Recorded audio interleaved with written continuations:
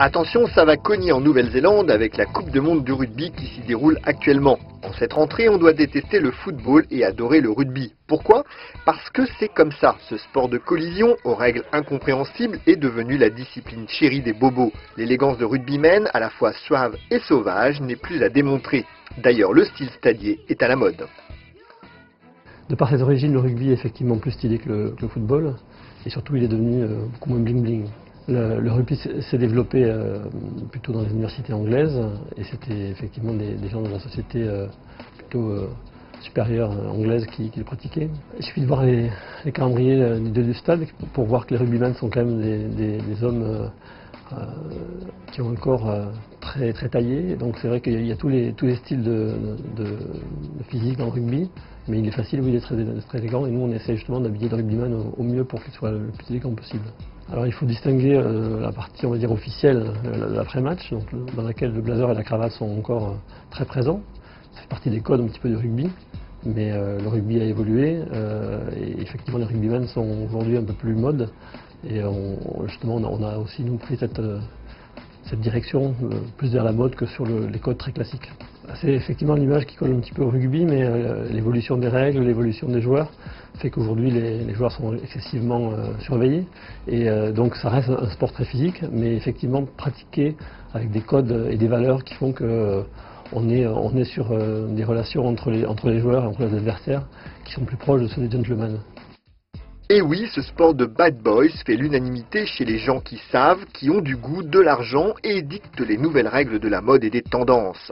Façonnable édite des polos collector en hommage à tous les pays sélectionnés pour la Coupe du Monde et même Chanel réinterprète le ballon voïde. Le polo, comme on le disait tout à l'heure, est une pièce centrale en fait à la fois de la collection Serge Blanco, mais aussi de l'univers du rugby. Et de par son origine, il permet de décliner, d'interpréter la vague prépi en fait qui revient en flèche depuis 2 saisons et qui est déclinée par toutes les marques françaises et internationales. Mais nous, on est un peu plus légitime par rapport à ça dans la mesure où on a cet héritage en fait qui vient directement de la part de Serge Blanco et du rugby.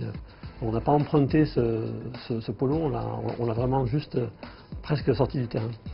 Il y a belle lurette que le polo de rugby s'est chiquisé à quitter la pelouse pour les beaux quartiers.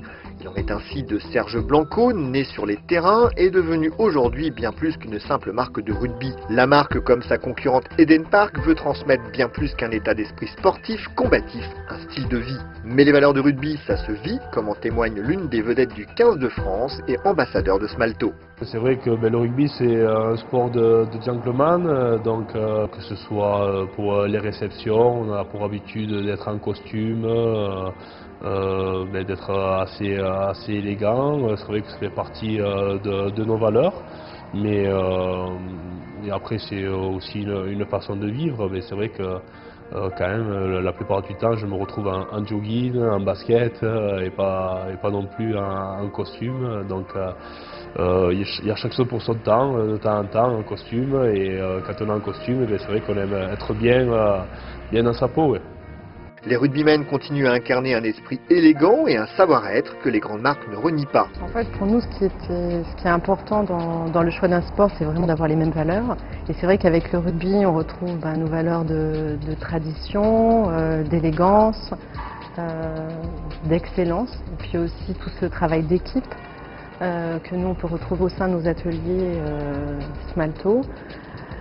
Donc c'est vrai qu'on a quitté le football pour se rapprocher du rugby parce qu'on est vraiment sur un territoire qui nous est proche. Ce qui nous intéresse, c'est d'habiller les rugbyman avant et après les matchs, donc quand ils sont en représentation. Donc Dimitri fait partie des ambassadeurs Smalto. On subventionne aussi l'équipe de Toulon.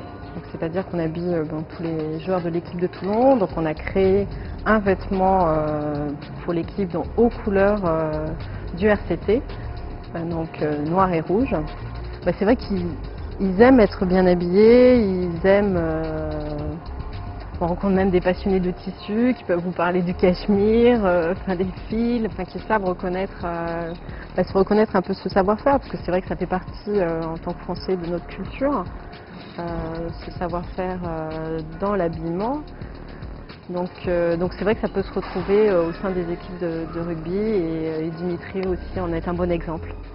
De plus en plus, dans les collections de costumes ou de chemises, le rugby n'est même que suggéré sans qu'il y ait besoin d'insister lourdement. Le ballon ovale demeure un fil rouge, pas si encombrant que cela. La preuve, les marques françaises marchent bien dans des pays où le rugby n'existe pas. Elles y sont perçues comme les représentantes d'un style français décontracté et sportif, la French Touch en quelque sorte.